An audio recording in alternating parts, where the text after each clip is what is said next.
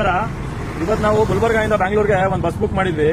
NGL travels ಕಣ್ ತುಂಬಾ ನೋಡ್ಕೊಬಿಡಿ. ದೇವರನಾಗ್ಲೂ ಹೇಳ್ತಾ ಇದೀನಿ, ಲೈಫಲ್ಲಿ ಈ ಬಸ್ನ ಬುಕ್ ಮಾಡಕ್ ಹೋಗ್ಬಿಡಿ. ಕನ್ಫರ್ಮ್ ಟಿಕೆಟ್ ಅಲ್ಲಾಗ್ಲಿ, ಗೋವಿಗೋಲ್ ಆಗ್ಲಿ, ಇಲ್ಲ ರೆಡ್ ಬಸ್ ಅಲ್ಲಾಗ್ಲಿ, ಯಾವ ಆಪ್ ಅಲ್ಲೂ ಕೂಡ ಈ ಬಸ್ನ ಬುಕ್ ಮಾಡಬೇಡಿ. ಇನ್ನೂ ಬಸ್ಸೇ ಸ್ಟಾರ್ಟ್ ಆಗಿಲ್ಲ, AC ವರ್ಕ್ ಆಗ್ತಿಲ್ಲ. AC ಬಸ್ಸು ಅಂದ್ಬಿಟ್ಟು ನಾವು 1900 ರೂಪಾಯಿ ಕೊಟ್ವಿ. ಇಲ್ಲಿ ನೋಡಿ ಎಷ್ಟು ಜನ ಇದ್ದಾರೆ, 30-35 ಜನ ಇದ್ದಾರೆ. ಹೆಂಗಸರು, ಮಕ್ಕಳು, ವಯಸ್ಸಾದವರೆಲ್ಲ ಇದ್ದಾರೆ. ನಾವು ಇನ್ಸಿಡೆಂಟ್ಗಳು ನೋಡ್ತಾ ಇದೀವಿ. ಮಧ್ಯದಲ್ಲಿ ಬೆಂಕಿ ಎತ್ಕೊಳ್ಳೋದು, ಪಾಯ್ಸನ್ ಗ್ಯಾಸ್ ಬಂದು ಸಾಯ್ತಾ ಇರೋದು, ಇನ್ನೊಂದು ಮತ್ತೊಂದು ಆಗ್ತಿರೋದು ನೋಡ್ತಾ ಇದೀವಿ. ಆ ಭಯದಲ್ಲಿ ನಾವು ಅವ್ರನ್ನ ಕೇಳಿದ್ರೆ ಎಷ್ಟು ನೆಗ್ಲಿಜೆಂಟ್ ಆಗಿ ರಿಯಾಕ್ಟ್ ಮಾಡ್ತಿದ್ದಾರೆ ಅಂದ್ರೆ, ಈ ಬಸ್ ಇಲ್ಲಿಂದ ಬಿಡಬೇಕಾಗಿದ್ದು 8:15ಗೆ. ಈಗ ಟೈಮ್ ಎಷ್ಟು? 9:50. ಇನ್ನೂ ಎಷ್ಟೊತ್ತಿಗೆ ಬಿಡ್ತಾರೆ ಅನ್ನೋದು ಗ್ಯಾರಂಟಿ ಇಲ್ಲ. ಆಮೇಲೆ ಈ ಬಸ್ ಓನರ್ಗೆ ಫೋನ್ ಮಾಡಿದ್ರೆ ಅವ್ರ ಹೆಸರೇನೋ ದಾವೂದ್ ಅಂತ ಹೇಳಿದ್ರು. ನಾವು ಕರೆಕ್ಟಾಗಿ ನೋಡ್ಕೊಳ್ಳಿಲ್ಲ.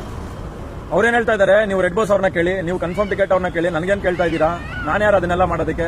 ಅದು ನೋಡ್ಕೊಳ್ಳೋಕೆ ಮ್ಯಾನೇಜರ್ಗಳು ಇರ್ತಾರೆ. ಇದು ಒಂದು ಓನರ್ ಆಗಿ ಒಂದು NGL ಸಂಸ್ಥೆನ ನೋಡ್ಕೊಳ್ಳೋ ರೀತಿನ ನಮ್ಮ ಪ್ರಾಣಗಳು ಕೊಟ್ಟಿರ್ತೀವಿ ಕಣ್ರಿ. ಆ ಡ್ರೈವರ್ನ ನಂಬಿ, ಆ ಡ್ರೈವರ್ಗೆ ಒಂದು ಡ್ರೆಸ್ ಕೋಡ್ ಇಲ್ಲ, ಆ ಡ್ರೈವರ್ಗೆ ಒಂದು ಯೂನಿಫಾರ್ಮ್ ಇಲ್ಲ, ಒಂದು ರೀತಿ ನೀತಿ ಇಲ್ಲ. ಆಮೇಲೆ